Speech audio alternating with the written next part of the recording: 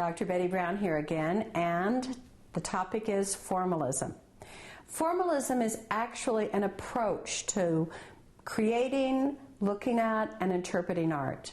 Formalism focuses on the form, the shape, color, texture, line, the visual components of the artwork, putting aside the content, putting aside the historical context, putting aside the psychology of the artist or the politics of the artist who created it, and just focusing on the visual components, the visual elements. Now you can look at any artwork in a formal term.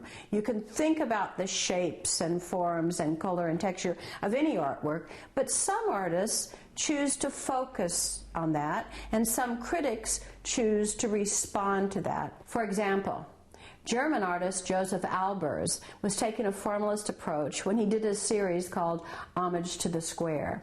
He did a series of concentric squares of color, and all he varied in square after square after square was the color relationships. There was no story in those paintings. There was no feeling that he was going through and trying to convey. There was no historical context. There was just the shapes of the squares with the colors varied. And what he wanted to do, of course, was examine the optical response to that formal element, the square, that formal component, the color.